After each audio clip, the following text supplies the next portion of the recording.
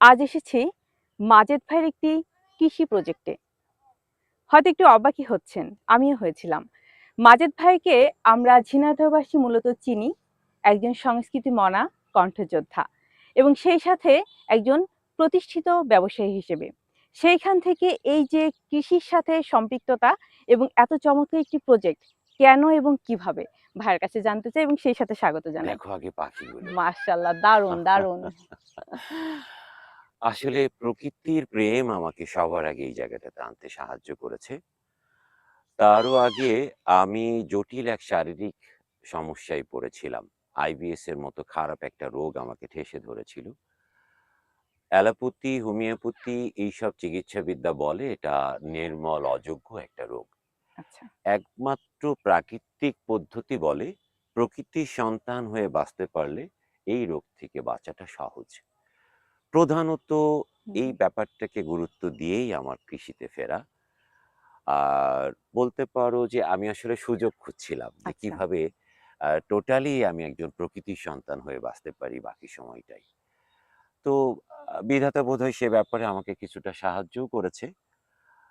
যার পরিণতিতে আর কিছুটা আ চেষ্টা থেকে ইচ্ছা থেকে হুম, এই হুম। যে আমরা যে খাদ্য খাবার হুম, হুম, খাচ্ছি, হুম।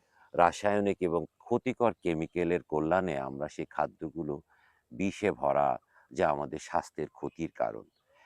ছোট্ট করে হলে এর বিরুদ্ধে লড়তে আমি আমার এই প্রায় ১৩ বিঘা জমির উপরে সবজি করছি, যার পুরোটাই আমি জৈব করতে চেষ্টা আচ্ছা। করছি।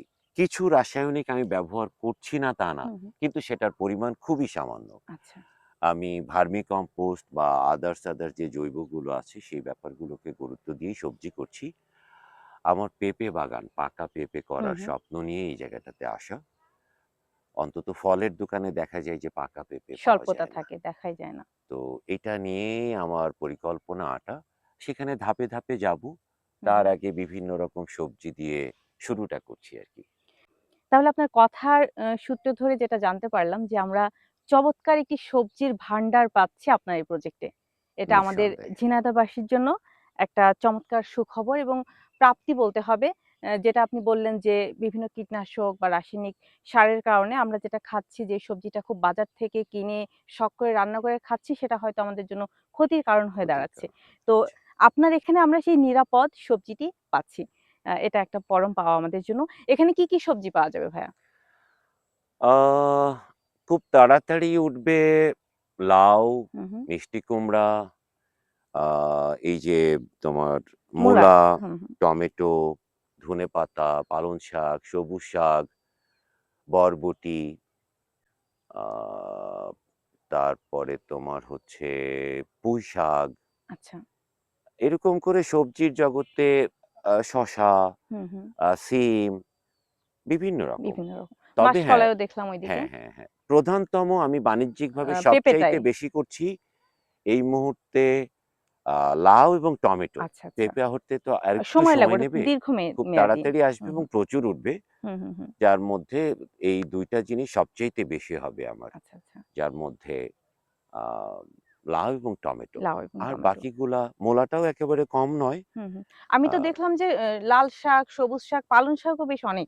হ্যাঁ, ওদিকে অনেক। বরবটিও। আসলে যেহেতু জমির পরিমাণ অনেক, হ্যাঁ, হ্যাঁ, সেহেতু হ্যাঁ। ছোট্ট করে জি, করলেও জি। একেকটা ২-৩ বিঘা করে করতে হয়েছে আমাকে। তবে ঝিনাইদহ থেকে যদি কেউ চায় যে একবার একটু প্রজেক্ট ঘুরবো, একটু নদীর কাছে, একটু মাটির কাছে, একটু নিজ হাতে একটু হয়তো তুলবো, তুলে যদি সংগ্রহ করতে চায় সেই সুযোগ পাচ্ছে কিনা? আমি মূলত সেটাই চাই। আমি আচ্ছা। জমি পর্যন্ত রাস্তা টেনে নিয়ে এসছি। হুম, হুম। একেবারে নবগঙ্গা নদীর ধারে এই জায়গাটাকে বেছে নিয়েছি। যাতে করে আ আমাদের শহরের আমাদের যারা আপন মানুষ, হুম, হুম, হুম। পরিচিত মানুষ, যারা নিরাপদ খাদ্য সংগ্রহ করতে আগ্রহী, তারা যাতে বাইক নিয়ে, রিক্সায় নিয়ে, ইজি বাইক নিয়ে সরাসরি জমিতে এসে নিজেরা সংগ্রহ করে নিয়ে যেতে পারে, সেই ব্যবস্থাটা রাখছি এবং সেরকম ইচ্ছে পোষণ করছি। চমৎকার একটি উদ্যোগ। সাধুবাদ জানাই এবং অবশ্যই অনেক ভালো কিছু বয়ে আনুক আপনার নিজের জন্য এবং আমাদের সবার জন্য। ধন্যবাদ ভাই আপনাকে। দর্শকদেরকেও বলব যে আমার জন্য দোয়া রাখবেন। আপনারাও ভালো থাকবেন, সুস্বাস্থ্যের স্বার্থে নিরাপদ খাবার গ্রহণ করবেন।